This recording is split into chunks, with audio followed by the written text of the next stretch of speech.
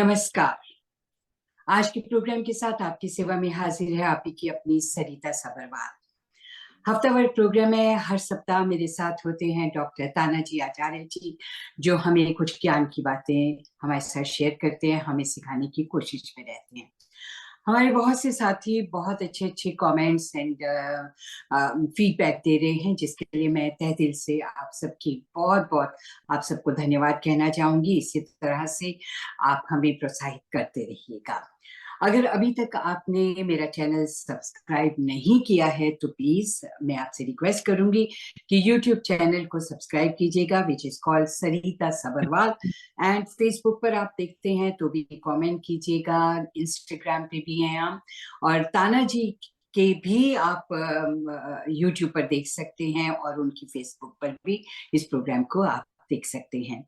Doctor ताना जी आचार्य जी Hindu philosopher हैं और आज हमें बताने जा रहे हैं धर्म के 10 लक्षण क्या हैं। पिछले हफ्ते भी धर्म के बारे में ही बताया था, उससे पहले धर्म और रिलीजन में क्या अंतर होता है उसके बारे में हमें ज्ञान दिया, और लास्ट वीक हमें बताया था अहिंसा, सत्य, यम, नियम, ये सब क्या है, इनके बारे में हमें नॉलेज थी। तो आज जानते हैं कि धर्म के 10 लक्षण क्या हैं। तो आइए मिलकर उनका स्वागत करते हैं। ताना जी, कैसे हैं आप? नमस्कार। नमस्ते जी, मैं ठीक हूँ। आप कैसे हैं? बिल्कुल ठीक हूँ, आपकी दया से। जी, सबके तो दया जैसे कि की। मैंने कहा कि एक दफ़ा मैंने आपको कहीं कहीं आपका प्रवचन था और वहाँ आप धर्म के लक्षण के बारे में बता रहे थे। तो मैंने सोचा था इस पर भी एक प्रोग्राम ज़रूर हम करेंगे। तो आज वो वक़्त आ गया है और मैं चाहूँगी कि आप हमें धर्म के लक्षण जो हैं उनके बारे में बताएँ। जैसे क्षमा होता है, बहुत से लक्षण हैं, तो आप हमें बताइएगा। देखिए, धर्म एक जीवन का बहुत महत्वपूर्ण विषय है और आजकल वो धर्म शब्द और रिलीजन शब्द को एक करने से बहुत हानि हो चुकी है मानवता की। और यहाँ तक कि जो मनु स्मृति है, जो महर्षि मनु की, जिसको हम धर्मशास्त्र कहते हैं या उनको मानव धर्म शास्त्र कहते हैं, उसका लोगों ने उसका उसको भी लोगों ने मानना मना कर दिया एक तरह से। तो हुँ, हुँ। ये इतना महत्वपूर्ण सब्जेक्ट है हमारे लिए धर्म को समझना, कि मैं समझता हूँ कि एक धर्म के समझने से जैसे मानो अपने वेद को समझ लिया और मानव जीवन के जीने की जो कला है उसको आपने समझ लिया। और जैसे धर्म की परिभाषा में आता है कि सुखस्य मूलम धर्मः, मानव को जो सुख अभिप्रेत है, उस सुख का मूल धर्म है। और उसके उल्टा दुःख से मूलम अधर्मः, जितना भी दुःख है वो हमारे अधर्म के कारण आता है। तो इतना बड़ा अंतर धर्म अधर्म में है और इन सब से भिन्न रिलीजन होने के कारण इसका अंतर समझना बहुत ही आवश्यक है। इसलिए मैंने इस विषय को चुना है। तो सामान्य लोगों को भी पता नहीं होता धर्म क्या है। लोग रिचुअल को ही धर्म मान के बैठे होते हैं और रिचुअल करने में बड़े मस्त रहते हैं और उनको लगता है कि हम बड़े धार्मिक हैं। परंतु केवल रिचुअल का करना, केवल भजन कीर्तन करना ही धार्मिकता नहीं है। अभी तो धर्म के 10 लक्षण है। जिस व्यक्ति में ये 10 लक्षण है, वो व्यक्ति धार्मिक है। और इन 10 नियमों के ऊपर चलेंगे तो हम धार्मिक बनेंगे और संसार सुखी हो जाएगा। तो सुखी संसार की भावना से हम ये मनु महाराज के जो 10 लक्षण है, जो बहुत प्रसिद्ध है, पर फिर भी सामान्य लोगों को पता नहीं है, इसलिए मैं उसको बहुत संक्षिप्त से उन 10 नियमों का मैं के बारे में थोड़ी-थोड़ी बातें बता दूँगा। तो जी, श्लोक है कि धृति, क्षमा, दमुस्तेयम, शौचम, इंद्रिय निग्रह, धीर, विद्या, सत्यम, अक्रोधो, दशकम, धर्म लक्षणम। ये धर्म के 10 लक्षण। तो पहला है उसमें धृति। धृति का अर्थ होता है धैर्य, धीर, करेज। तो धर्म का पालन करना हो तो सबसे पहले मनुष्य में चाहिए धैर्य होना चाहिए। क्योंकि धैर्य के बिना जो है धर्म की रक्षा हम नहीं कर सकते। और संकट काल में हमारे लिए धर्म जो है ये हमारा मित्र होता है। जब कभी देखिएगा मानवता पे संकट आए, बाकी तो लोग घबरा के घर में बैठ जाते हैं, परंतु जो धैर्यशील शूरवीर लोग होते हैं वो घर के बाहर आकर के अधर्म का नाश करने का प्रयत्न करते हैं। जैसे गीता में भी कहा है कि धर्म क्या है, तो परित्राणाय साधूनाम विनाशाय च दुष्कृता। सज्जनों का रक्षण और दुर्जनों का विनाश करना, ये धर्म का लक्षण है। और दुर्जनों का विनाश करने के लिए धैर्य बहुत आवश्यक है। केवल सज्जनों का रक्षण करेंगे कितना भी, और अधर्म का नाश नहीं करेंगे, तो अधर्म फिर इस संसार को जो है नरक बना देंगे। इसलिए हमको ऑलवेज धर्म की रक्षा करने के लिए धैर्य और साहस से काम लेना चाहिए, और संभव आवश्यकता पड़ी तो वे दुष्टों का नाश भी कर देना चाहिए। और ये काम करने में अ, भर्तृहरि ने कहा हुआ है कि निंदन्तु नीति निपुणा यदि वा स्तुवन्तु। निपुण लोग नीति के चाहे हमारी निंदा करे हम या हमारी स्तुति करे, लक्ष्मी हमारे में घर घर में आए या नहीं आए, मृत्यु आज ही आए या युगांतरों के बाद आए, परंतु न्यायात पथ प्रविचलन्ति पदम न धीरा। परंतु न्याय के मार्ग से, सच्चाई के मार्ग से, अहिंसा के मार्ग से, धर्म के मार्ग से धीर पुरुष कभी भी विचलित नहीं होते। तो ये हम्म, धैर्य के बिना धर्म की रक्षा नहीं होगी, और धर्म की रक्षा नहीं करेगा तो आपकी हानि हो जाएगी, अधर्म बढ़ेगा। तो जैसे जी धर्म रक्षित रक्षित धर्म ये वाहतो हंति कहा है, तो इसलिए बिना धैर्य के धर्म की रक्षा नहीं होगी और हम सभी सुखी नहीं हो पाएंगे। सो दूसरा है ये था धृति, धैर्य। धृति ही। उसके बाद में हम्म, क्षमा। क्षमा का जी अर्थ होता है दया, फॉरगिवनेस। और जैसे कहते हैं कि दया धर्म का मूल है, हम आपस में दया भाव रखें, थोड़ी सी पेशेंस रखें। उससे गलती हो गई, सॉरी कहता है तो, एक एक्सक्यूज में कहता है तो उसको सॉरी कर देना चाहिए, क्योंकि छोटी मोटी गलतियां तो होती रहती है। छोटी छोटी गलतियों के लिए बहुत बड़ा बतंगड़ बनाने की जरूरत नहीं है। तो ये क्षमा भाव हो ना, जैसे हम बच्चों के लिए क्षमा भाव रखते हैं, तो अज्ञानी के प्रति भी क्षमा भाव रख करके उसको मदद करने की कोशिश करते हैं। तो हेल्पफुल नेचर और दया का भाव हमारे मन में होना चाहिए। इसलिए दमाज क्षमा जो है, ये धर्म का बहुत बड़ा एक लक्षण है। परंतु ईश्वर के विषय में और प्रकृति के विषय में, मदर नेचर के विषय में क्षमा नहीं होती। No forgiveness whatsoever. ईश्वर और मदर नेचर प्रत्येक गलत और प्रत्येक सही कर्म का यथा योग्य उसका दंड या उसका पुरस्कार देंगे। परंतु हम मनुष्य, क्योंकि हम सभी गलती करते हैं, तो हम सबको एक दूसरे के प्रति थोड़ा सा क्षमा का भाव रखना बड़ा अच्छा है। तो क्षमा जो है धर्म का दूसरा लक्षण है। तीसरा है जी दमः। दमः कहते हैं हाँ, मन का निग्रह, मन हम्म, का कंट्रोल करना, मन पे संयम करना, मन को संयम रखो। मन को जीत लेना थोड़ा सा। और ये एक बड़ा जी कठिन काम है, तपस्या है। चंचलम ही मन कृष्ण प्रमाथि बलवद दृढ़म।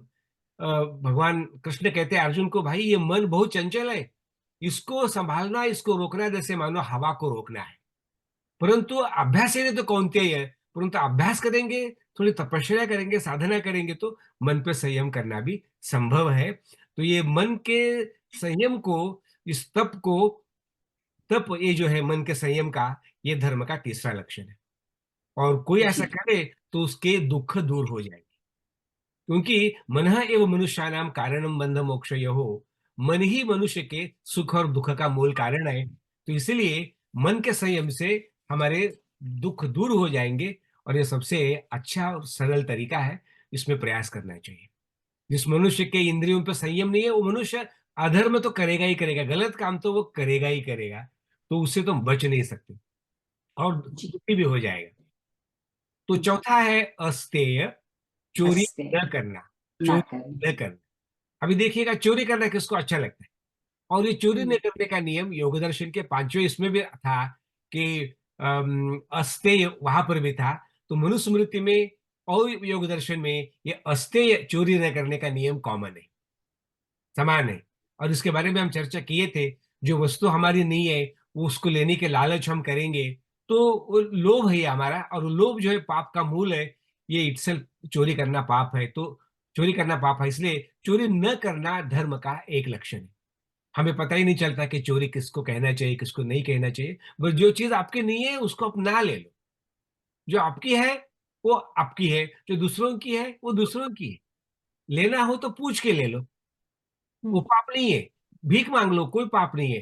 परंतु बिना मांगे, बिना बताए किसी के उसकी वस्तु को ले लेना, तो इटसेल्फ जो है चोरी है।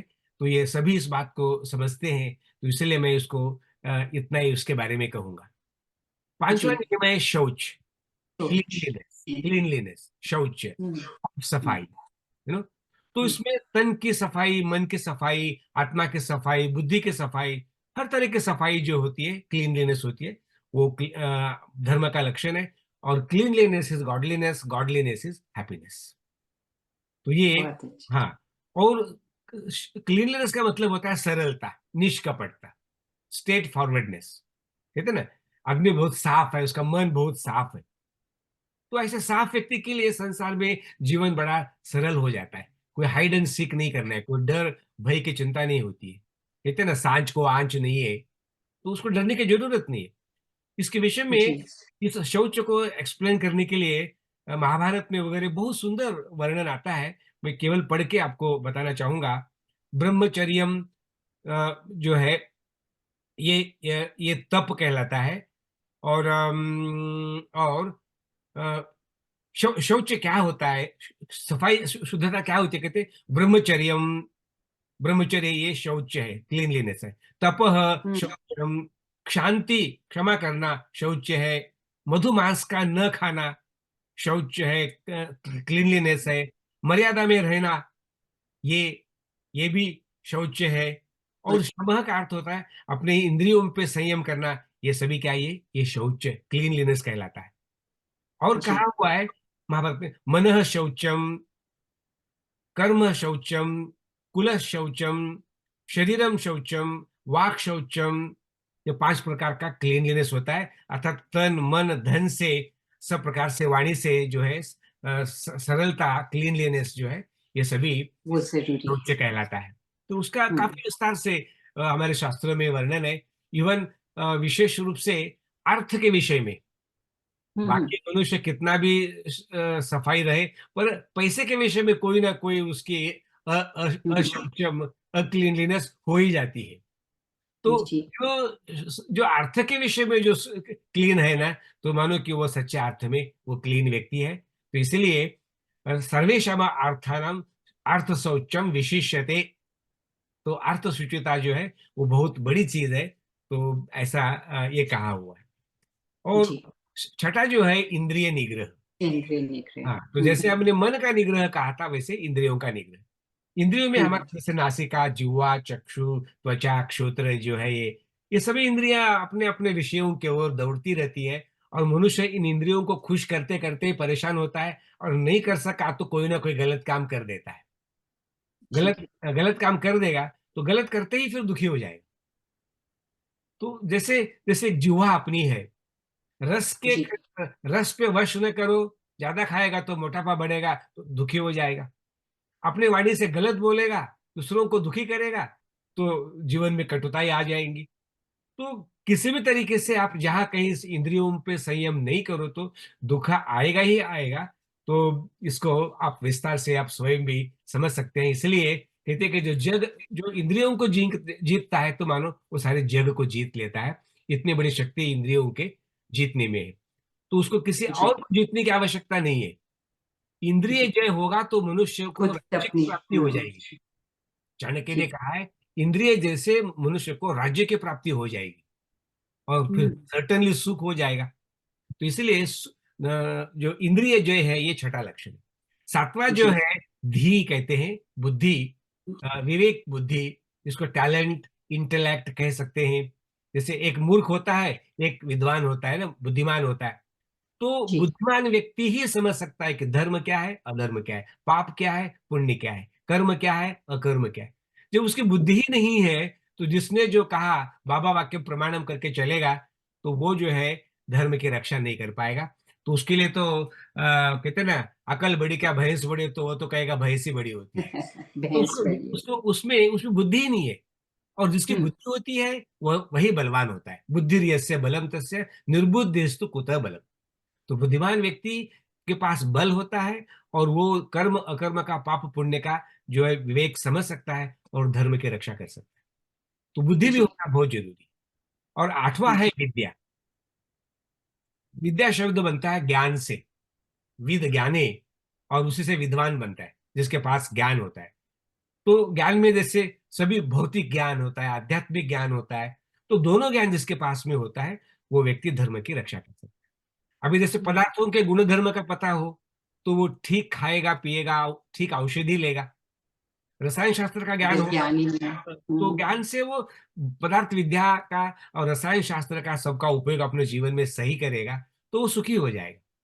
विद्या का होना बहुत ज़रूरी है और जितना विद्या का ज्ञान हो जाए, उतना अच्छा है। वेदों में कहा है कि विद्या अमृतम अश्नुते, जिसको ईश्वर क्या है, आत्मा क्या है, ये सृष्टि क्या है, इसका ज्ञान हो जाएगा तो विद्या अमृतम अश्नुते, यानी आध्यात्मिक विद्या से। और अविद्या मृत्युम तीर्त्वा, तो जिसके पास भौतिक ज्ञान है, वो उस सारे संसार के दुखों को दूर करता है और जिसके पास विद्या है, अध्यात्म विद्या है, वो अमृत को, मोक्ष को पाता है। तो विद्या का होना जो है बहुत आवश्यक है और ये धर्म का ये 8वां लक्षण है। एक लक्षण। 9वें लक्षण में आता है सत्य, जो कि पतंजलि महाराज ने भी अहिंसा, सत्य उसमें कहा हुआ था। पर- तो धर्म की हम्म, परिभाषा में ही आता है कि नहीं सत्यात परो धर्म, अर्थात ऑनेस्टी, ट्रूथफुलनेस, रिलायबिलिटी, ट्रांसपेरेंसी, ये जो बातें हैं, ये बहुत ही आवश्यक बातें हैं। नहीं तो एक एक झूठे व्यक्ति का संसार में कोई भी काम पूर्ण नहीं होता है। और जब हम्म, सत्य में प्रतिष्ठा हो जाए, तो हमारे सर्वरत्नोपस्थानम नहीं, सर्व क्रिया फलाश्रयत्वम, तो जो जो हमारे काम है सारे सफल हो जाए। आप जो कहोगे वो सच होगा, जो किसको कहोगे वो भी सच हो जाएगा। तो सब कार्यों में सफलता हमको प्राप्त होती है। इसलिए सत्य ही धर्म है और झूठ सबसे बड़ा पाप है, अधर्म है। तो इसलिए जिसको सुख चाहिए उसको सत्य के मार्ग पे चलना चाहिए, झूठ के मार्ग पे कदापि नहीं चलना चाहिए। नहीं चलना तो है। सच की भी बड़ी बड़ी प्रशंसा हमारे इसमें किया है। सच सच सांच बराबर तप नहीं है, सत्य ही तीर्थ है। तो बहुत कुछ बातें इसमें आती है, मैं उसमें नहीं जाऊंगा।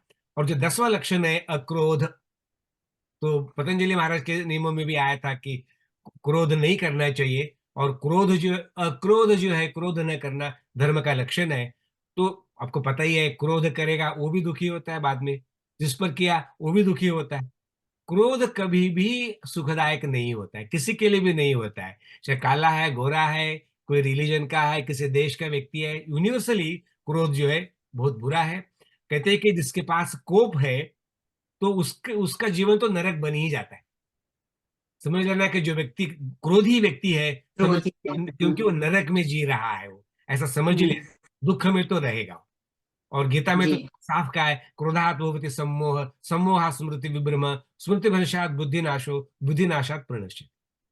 क्रोध आएगा, क्रोध से मनुष्य की बुद्धि सम्मोहित हो जाएगी, बुद्धि नष्ट हो जाएगी तो उसका ज्ञान, स्मृति सब खत्म हो जाएगी, स्मृति भ्रंश हो जाएगा तो उसकी बुद्धि का नाश हो जाएगा, बुद्धि नाश हो जाएगा तो सर्वथा नष्ट हो जाएगा। तो नष्ट हो क्रोध जाएगा। से व्यक्ति सर्वथा नष्ट हो जाता है, इसलिए दुख में पड़ जाएगा वो। इसलिए कहते हैं कि अक्रोध जो है ये धर्म का लक्षण है, अर्थात तो सुखी जीवन के लिए ये बहुत अत्यंत आवश्यक है। तो ये 10 नियम जो है, तो मनु महाराज ने हमारे लिए धर्म के लक्षण के नाम से बताए हैं। किसी जी भी जी। रिलीजन में इस प्रकार का लक्षणों के रूप में धर्म की परिभाषा नहीं की हुई है। तो ये डिफरेंस है धर्म में और रिलीजन में, ये मैं विशेष रूप से कहना चाहता हूँ और उसी के लिए ये सारा विषय हमने चलाया है। तो ये मनु महाराज के ये 10 नियम धर्म के लक्षणों के रूप में हम पालन करें, बहुत तो हम धर्म के लिए रिलीजन रिलीजन शब्द का प्रयोग कभी भी नहीं करेंगे और हम धर्म को अपने जीवन से कभी भी अलग नहीं करेंगे। अलग नहीं करेंगे। जी। सो धर्म के बहुत अच्छे तरह से आपने लक्षण बताए हैं कि क्या कौन से 10 लक्षण हैं। तो मैं एक दफा फिर से रिकैप करती हूँ।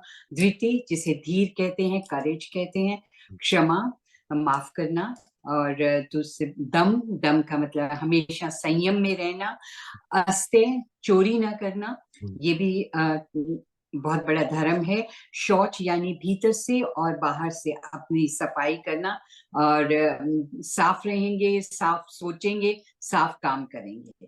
एंड इसके साथ साथ इंद्रिय निग्रह के बारे में आपने बताया। एंड धीर, बुद्धि, बुद्धिमान होना चाहिए, बुद्धि से काम लेना चाहिए।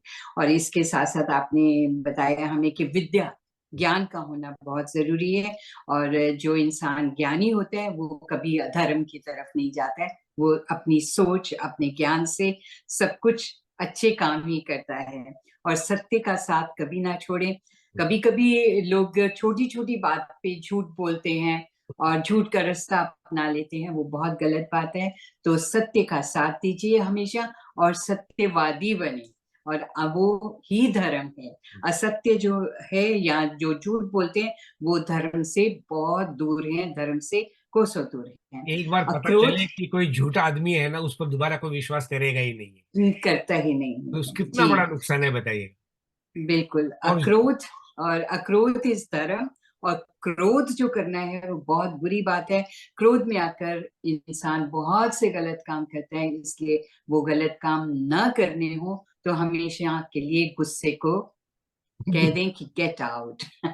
हमारे दिल से, हमारे दिमाग से गुस्सा निकल जाए। हर इंसान से कुछ ना कुछ, कभी ना कभी गलती हो जाती है, तो क्रोध में आकर उसे बुरा भला भी ना कहें और बुरा भी ना कहें, और अपने मन को शांत रखने की कोशिश करें। थोड़ी सी बातें मैंने भी ऐड कर दी बीच में। और ताना जी, मुझे उम्मीद है कि आप, मैंने जो कहा है वो ठीक ही कहा है। एकदम सही कहा आपने, बहुत इसका कंक्लूजन निकाल दिया, निष्कर्ष। जी जी, बहुत बहुत धन्यवाद। और अगले सप्ताह फिर किसी अच्छे से टॉपिक के साथ हम आपकी सेवा में उपस्थित हो जाएंगे। मैं एक बार फिर से जाते जाते ये कहूंगी कि मुझे सारी नोटिफिकेशंस मिलती हैं, सब पता चलता है कि कितनी देर तक आप प्रोग्राम देखते हैं। तो एवरेज जब मैं निकालती हूँ तो इट्स अबाउट 4 to 5 मिनट्स आप प्रोग्राम देख पाते हैं, उसके बाद आप देखते नहीं है। देखिए, ये प्रोग्राम जो है वो आपको बैठकर वॉच नहीं करना है, अपने कानों से सुनना है। सो आप शुरू जरूर कीजिए, यूट्यूब पर है या फेसबुक पर है या इंस्टाग्राम पर है, आप शुरू करें, प्ले करना शुरू कर दें। उसके बाद आप अपना जो भी काम कर रहे हैं वो काम करते रहिएगा। कुकिंग कर रहे हैं, कपड़े प्रेस कर रहे हैं, या कुछ भी काम कर रहे हैं, सफाई कर रहे हैं, वो काम करते रहें, लेकिन अपने कान जो है वो इस तरफ मुझे उधार दे दें, ताना जी को उधार दे दें। और फिर बड़े प्यार से जब आप पूरा प्रोग्राम सुनेंगे तो आपको अच्छा लगेगा, आपको बहुत कुछ सीखने को मिलेगा। तो प्रॉमिस में कि आप पूरा का पूरा प्रोग्राम ही देखा करेंगे। इसी के साथ मैं आपसे आज्ञा चाहती हूँ, ताना जी से भी धन्यवाद आपका। ताना जी धन्यवाद। बहुत बहुत नमस्कार, नमस्ते।